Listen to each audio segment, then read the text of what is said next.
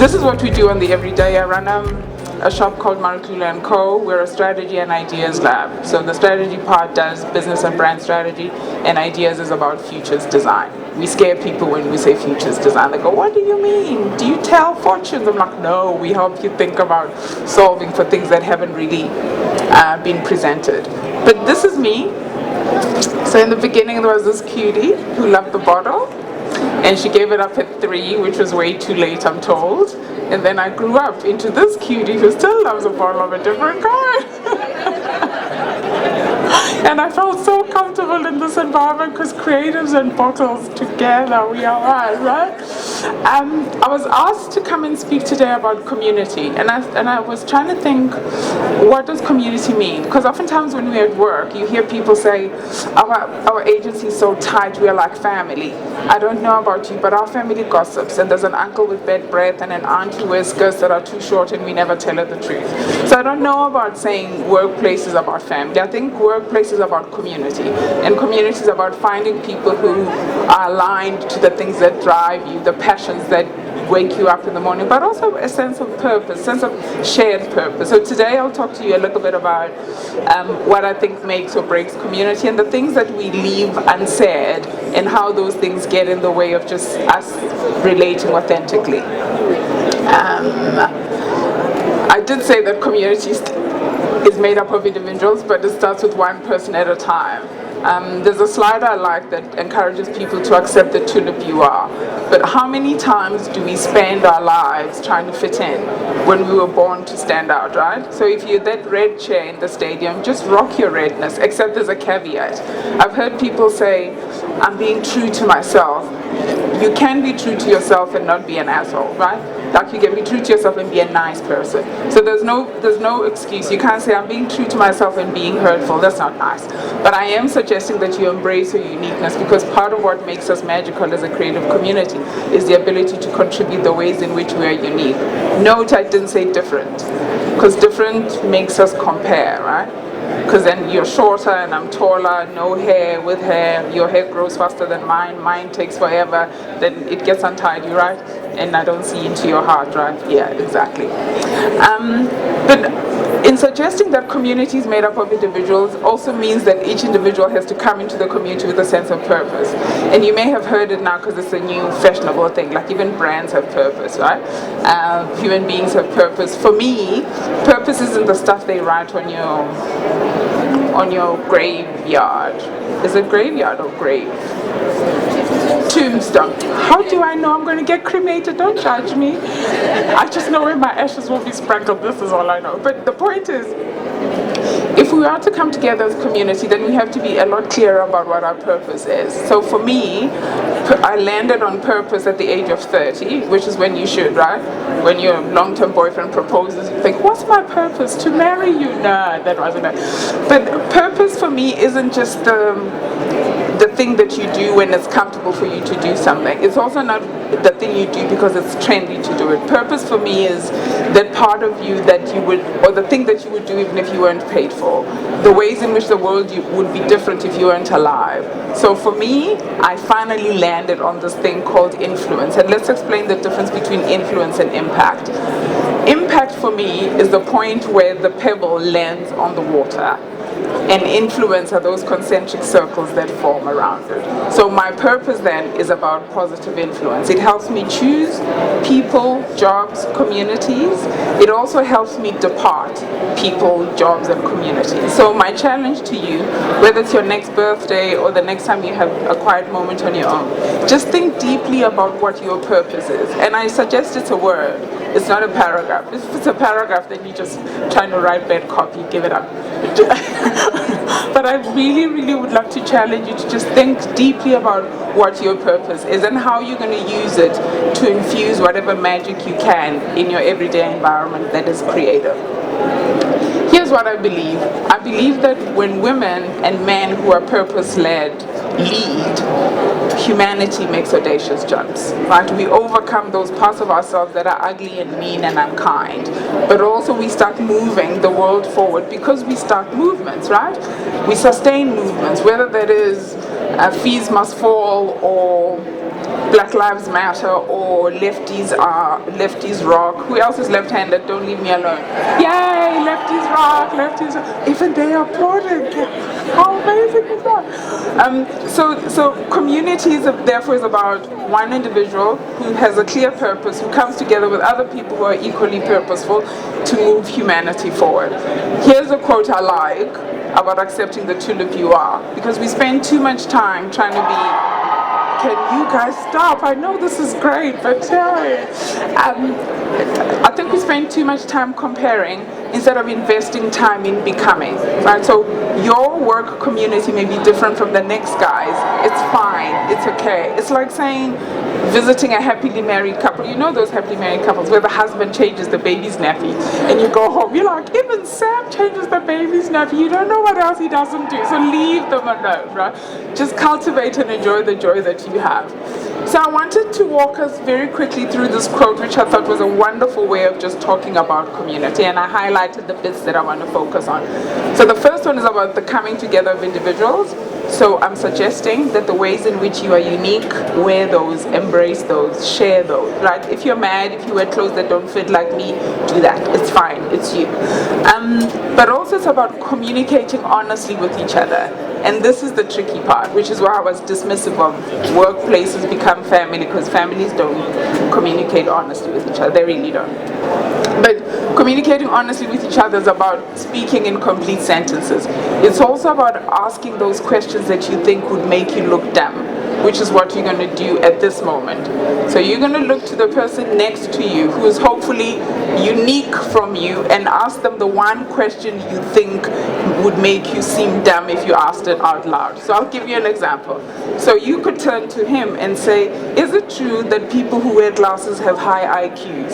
And he goes, it's not true, or whatever. So you have 2 minutes to figure a question and ask the person next to you. Come, get to it. I know you want to ask each other questions. Come!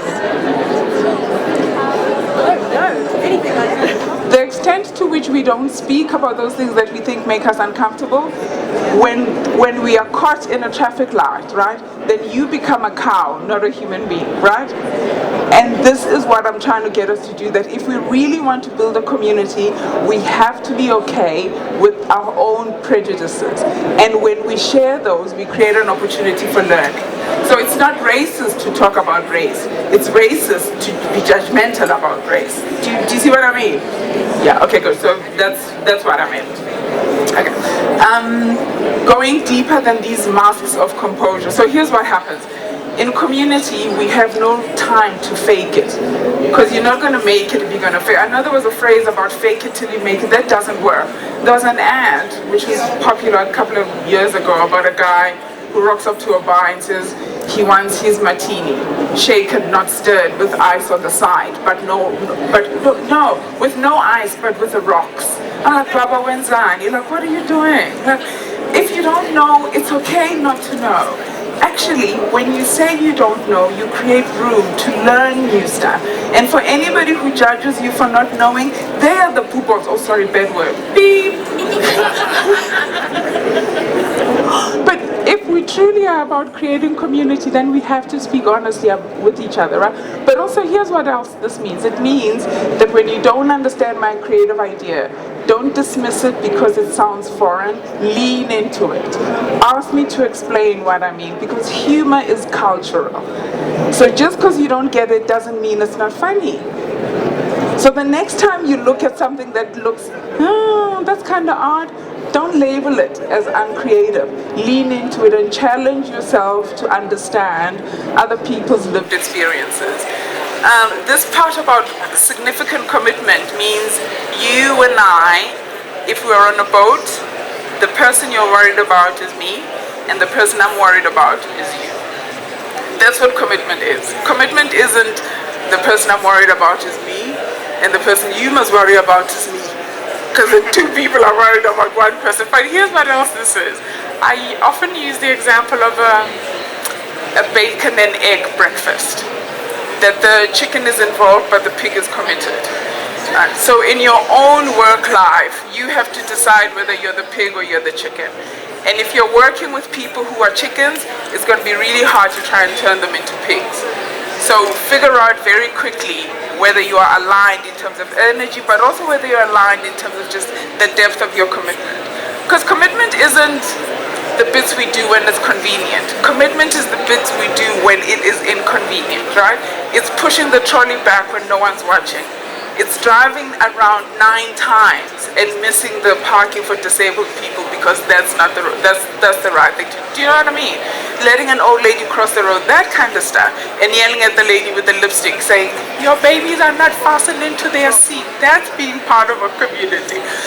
In terms of rejoicing together, it's important that we understand that when I give you praise, I'm not diminishing my own light. How many times have you withheld praise because your mother said, if I give you too much praise, you're going to get a big head? That's what my mother did.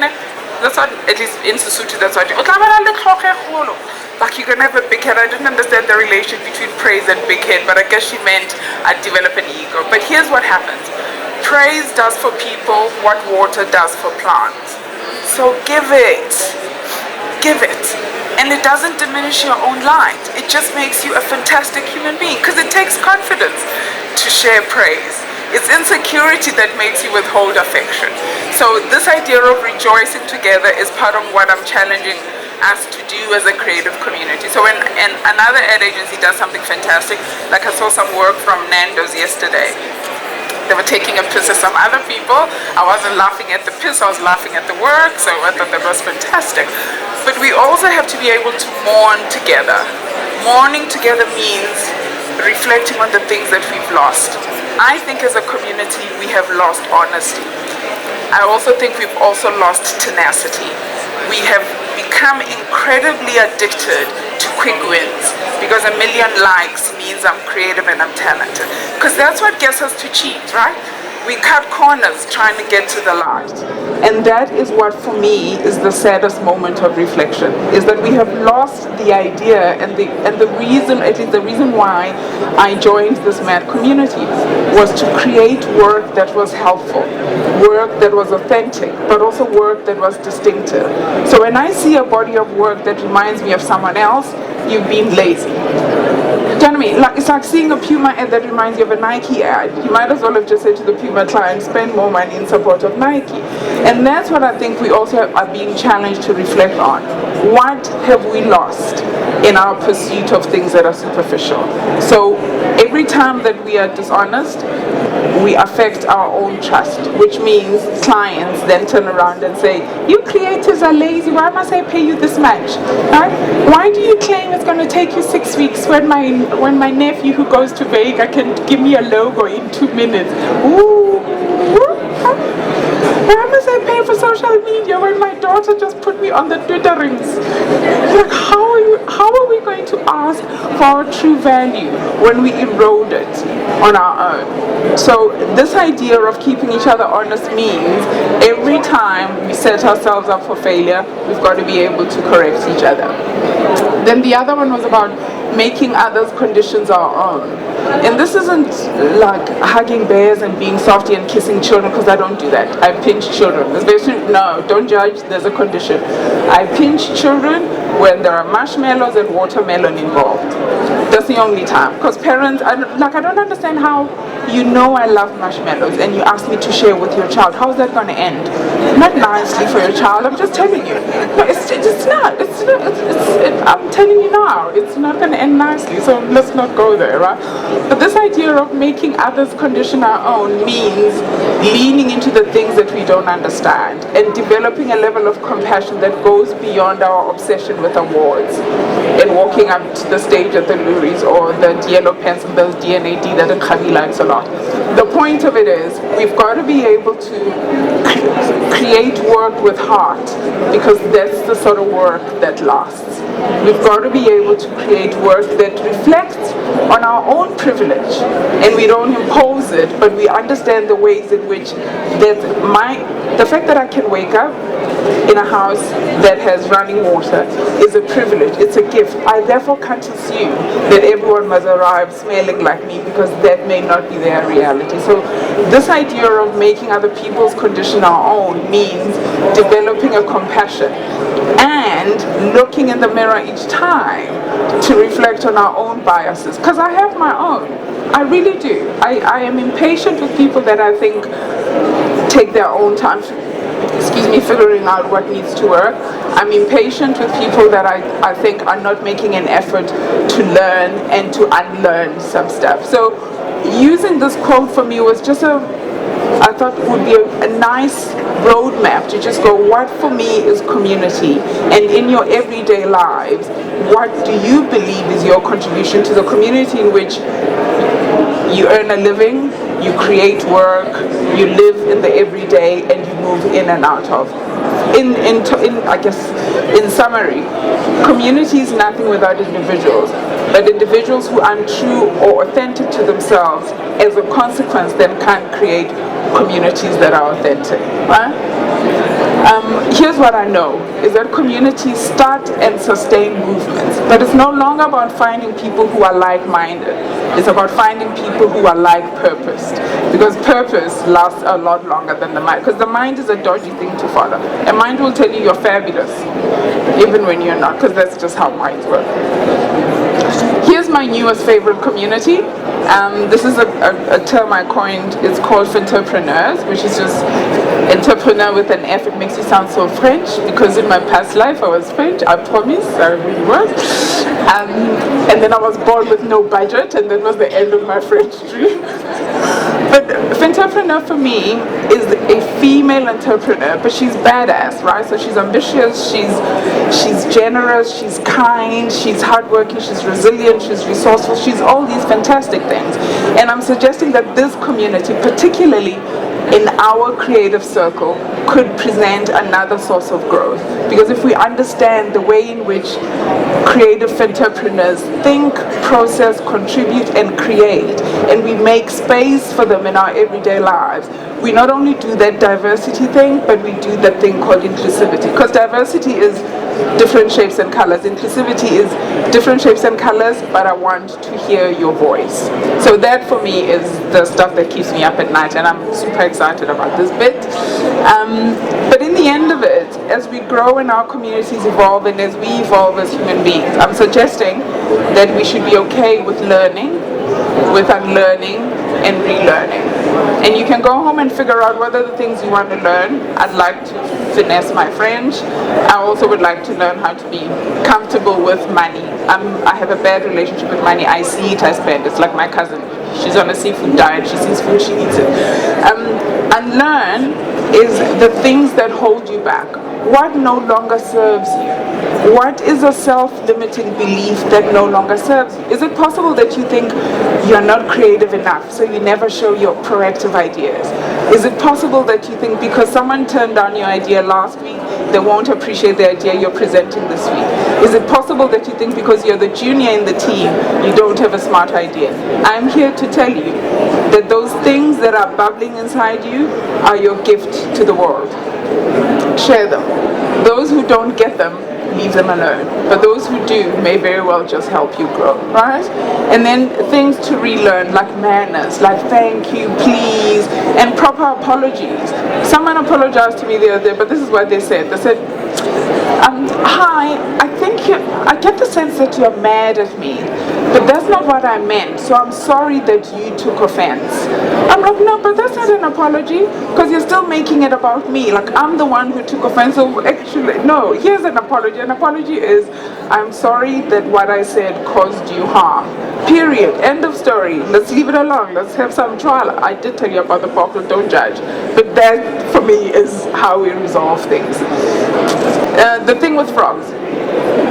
Frogs are those ugly things that we have to do, right? Maybe the piece of work you've got to dump because you've been sitting on this cup. Because here's what happens. When an idea isn't good, you can't buff it, right, into great. If it's not good, it's just not good. Leave it alone. Turn the page and go to something else. But frogs are all the difficult things that we have to deal with. And here's the thing with frogs. the longer you look at it, the uglier it becomes. No? So you might as well just swallow it. So whatever it is, whether it's a difficult conversation you need to have about, I don't feel that I'm getting my fair pay, not because Nkabi is getting more, but because I'm contributing and I know what value I'm adding. I don't feel respected by you in the meeting when you interrupt me midstream, right? I don't feel comfortable when you say sexist things like white men can't jump. Whatever the frog is, I'm challenging you today. Find it, swallow it, and give it back. Because it's not yours, it's like a monkey. If it's on your back, give it back to that person it is.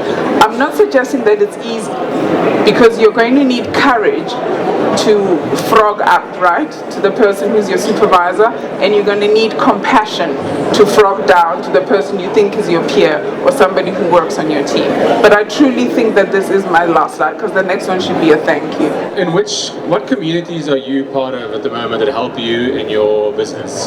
So I'm part of the Finterpreneur community, which is fantastic, with all these other fantastic women who come and do these wonderful things with me. I'm also part of a community called the Divas. Some of them are in the room, because I get asked often to be a mentor to somebody. I'm like, I've got such limited bandwidth, but I now have 10, and then we get together and we do some other stuff. I'm also part of the Virgin Atlantic Ellis Lane community. Okay. Yes, because I go there at 4:30 in the morning, because I can wear whatever the ish I want and get my work done. Yeah. And I'm also part of this community, a community of mad people who do wonderful things. Cool. Thank you. I'm obsessed with you, and the reason I am is you've always been that person who's been brave to step out of what's been, especially within the African community, of what is expected of a woman, and you found your own path. You weren't, for instance, the obvious creative in terms of being maybe a jazz musician or an actress, or you found your own path within the creative sphere. How did you find that one word in terms of saying I'm an influencer? Because I know a lot of people are still struggling with it. It takes you, some people are 30, 40, 50, and you literally say, I've got 5 things that I really love. How do you really know this is it? And how can that it become a career or a pathway for you? Okay. So I didn't wake up and understand that my word would be influence, right? In my 30s, I had to reflect on my collective body of work. I'd had an opportunity to work as South Africa's first black-owned and black-managed ad agency. I'd had an opportunity to work with clients who were incredibly unkind. Like I had a white gentleman once walk into the office and say he wants to see the boss. When I walked out, he looked at me and he yelled at the receptionist and he said, I said I want to see the boss. So I've had opportunity to deal with prejudice. I've had opportunity to deal with people who walk into a boardroom and I make them tea because there's tea to be made in your guests. And when we sit down and I introduce myself as the deputy MD, the first question is, so why did you make the tea? So I've had occasion to deal with people whose prejudice was visited upon me. And my reaction in those instances is part of this muscle I grew over time. And I knew that if I wasn't doing this thing, which is disrupting people's understanding of what the consumer who's black looks like, dreams of, and hopes for, then I wouldn't have done a good job of living my life. So for me, it was just about saying, how do I make the world see my people the way I know them? How do I make the world celebrate my people the way I know and love them? And that is how I settled on the path. And that's what's been helpful for me. Are you answered? Thanks very much for the talk. It was very inspiring. I just wanted to know how you make choices about which communities you're going to work with, and I'm sure there must be resistance to new ideas. At which point do you say, look, this isn't going to work, or like, I'm going to make this work, like recruit people onto your idea or not? How do you, like, what do you look for to see, like, I can just see this as irreconcilable, or this is just resistance, and, where do you draw the line with, like, your enthusiasm to make something work and, like, how much other people are coming to the party? Fantastic. I understand your question. So let's give you an example of a client who said to us, I've just come out of curatorship. I'm a financial services brand, and I want you to help me reframe my new positioning in the new era. And the first thing I said to them is, what are the things that made you unique in the past? They went X, Y, Z, and and then I said, but those things are no longer helpful because your future requires you to behave differently. Right? So for me, a decision point is when you ask me to help and you receive my help. You ask me to help and you don't second guess me. Because if you're second guessing me, then it means one of two things. One, you are not ready for my help, or two, you are insulting my intelligence. Either way, there are other people who could benefit from my joy and my talent. I leave you, I wish you well, I snog you if you're good looking, I'm kidding. But I really do, I wish you well and I leave. Because here's what happens. When you spend time trying to convince people, you start to doubt your own gift. And that's never okay. I don't have to convince you, I have to bring you along on the journey. If you see what I see, which is I am going to apply my creative talent to solve this thing that's keeping you up at night, then happiness. But if you don't see it, I'll thank you for having considered me and I'll wish you well. But here's what I do. When I leave, I don't bang the door. I wish you continued success. Because here's what happens when you leave with good manners, is that when he or she finally understands what you were trying to teach them 9 years ago, they're going to come calling back. At which point, don't say, yeah. Just double your billings and keep it moving. Okay, so the question is, what was I doing in my 20s? In my 20s, I met a good-looking guy. He's the first guy I snogged who also became my first husband. So I didn't go partying, I didn't go clubbing, I didn't jump out windows. I mean, he was very serious, he spoke big words. So very quickly I had to learn big words. Yeah, I was very tidy, I put it all together. But also in my 20s I was plotting. I was reading a lot. I was presented with feminist writing. So the first book I read was a book called My Mother, Myself, because my mother and I have always had a relationship with wrinkles. This is what happens when both of you are passionate. And understanding her and the bits of me that frustrate me about her are actually the same bits that I've got. I mean, hello. So that, and then being introduced to the work of Maya Angelou and Bell Hooks. So I spent my early 20s just finding a voice and being okay with the term feminist, because I understood it as it's supposed to be understood, which is not anti-man, but pro-women in a way that is without shame. What I'm about to say is not really a question, it's more of an observation. That you are applying the principles of self-actualization to branding and advertising, basically, or creativity rather. Like when you spoke about finding purpose and just having a clear understanding of what you want to do, these are things that I've observed in my journey of self-actualization, and you're making them apply to creativity. So yeah, big up. Thank you. And you know what it is? It's because I didn't study, so let's be clear, I didn't go to creative schools, I didn't go to Vega, I didn't go to the AAA. I'm a sociologist. And studying sociology for me was about understanding how communities connect. And then applying it to advertising was about understanding how we attach value to brands, and therefore how then can I apply. So I did come at creativity from the left field. And I always say to people, if your daughters or sons are confused about what to study, please encourage them to do either the liberal sciences, either sociology, psychology, or anthropology or philosophy, and then they can do economics and whatever other funky things you think they want to do. But for me, understanding humanity enriched my ability to connect, because I don't create for consumers, I create for humans, because we're humans all of the time and we're consumers some of the time, right? How do you foster a culture of trust? Because I think I spend a lot of time in creative communities and we all share like similar purpose and we all have fantastic ideas, but there's this like hiding and hogging of idea culture, which isn't moving us forward. Like we're all fabulous, we all have wonderful ideas and we're not collaborating. And you go to other cities in the world, Berlin, wherever else, and people just collaborate. Like, oh, how did this project start? Oh, we met at a coffee shop and we just did it. And like nobody said, oh, it's my idea, I'm not telling anyone. And there are several things at play here. So one is the scarcity mentality, right? And it applies either to us as black people, because we didn't have enough. So when I get to the buffet, I take everything, and the scone sits on top of the custard and the jelly all at the same time, right? Because you don't know whether there'll be enough when you go back. So that's the one thing, which is a historical thing. The second one is the scarcity in this creative sector, because we still aren't transformed.